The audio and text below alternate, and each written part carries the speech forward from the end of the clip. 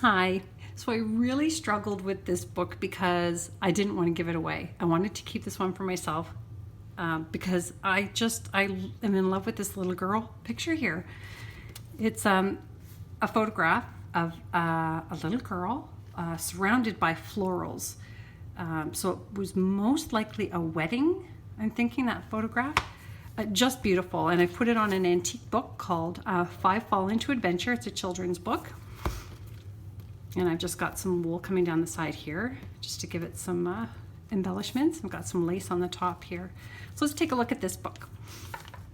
I've kept the original first few pages. I think this is a lovely illustration. Look how pretty that is. Particularly, it reminds me of the East Coast. And these were actually quite popular books, the Fives books by Enid Blyton. And I've added some lace here and some hand-dyed and hand-stamped pages for you to enjoy writing on. Look at this great little picture of this little guy. Looks like he's off to a wedding as well because he's wearing a white ribbon. If they're wearing black ribbon, they're going to a funeral.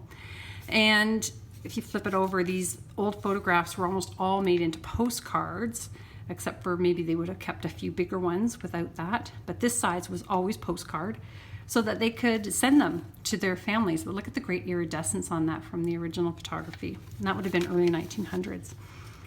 And that's on a magazine for farmers, filled with vegetable articles and know-how and blah blah blahs. This is from an old bird book from the 1950s, which has just got some beautiful illustrations.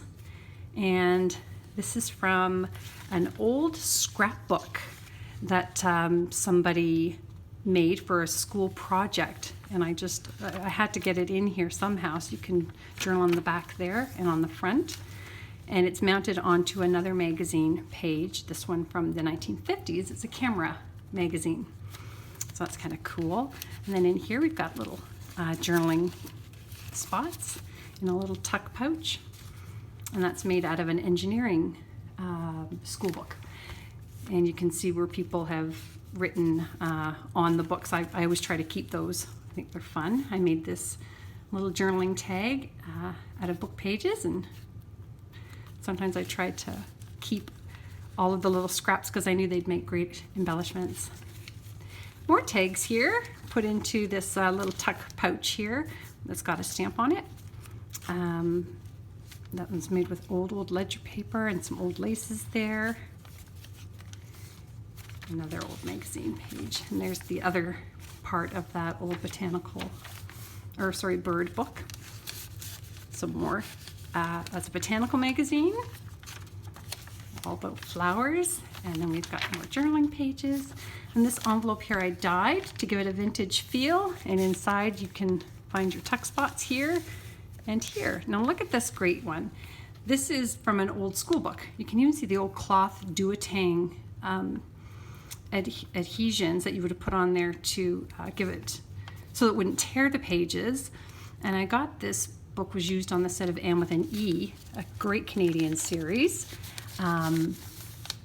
which I love. And that's made from an old dictionary page there. Isn't that fun? And I just hand dyed some of these petals for embellishments and hand stamped a lot of these old pages. That's from an old music book. More journaling spots. This is a hand typed story page. This would have been the carbon copy.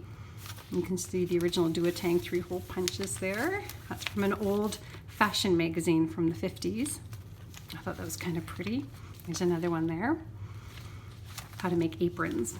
This is from a doily, a little booklet on how to make doilies, which I thought was very charming. And this little pocket here I made out of another one of those hand-typed pages. And inside here I made this tag out of wallpaper from the early 1900s. It was a wallpaper border, and it was all hand painted. And I couldn't use it for pages, it was so brittle, but I was able to salvage and make just small tags out of it. So please enjoy those and think about the story behind some of these things in here. There we go, nice little botanical picture. And this is a great advertisement for buttons from a 1920s needlework magazine. Another hand-typed page. insert there, and more journaling spaces, old music sheets. There's an atlas page, Romania and Poland, and Korea and Japan. And over here is a book page that I folded down to give it a tuck spot. And this is very old material and lace, also from the set of Anne with the Knee. That would have been from the dressmaker scene, with an old dictionary page underneath and torn music sheet. I love that tag. I think it's spectacular. This is also from a school book on bookkeeping, made simple, from the early 1900s. You can tell by looking at it, it's very old. And then we've got some more journaling pages here that I've hand stamped on with some Victorian images. More, this is actually an old book page slipped into here, into an old book page itself. And again over here as well, just little inserts for you to journal on and tuck in, hide away. That's that old engineering book. And this is an old TV guide page. Remember the ones we used to get in the newspapers in the 70s? And it's so much fun to go through here. Gilligan's Island, Sesame Street, Romper Room. It's just so fun to go back and, if you're my age or older, you'll remember these shows. And there's an old book page as well. And a little insert there, and one at the top. These are vintage papers here. A little hand stamped image. This is still got somebody's name in here. G. Bell and Company, Ottawa. And that would have been pulled out of an old journal. This is a card that I made. It says Sisterhood up here.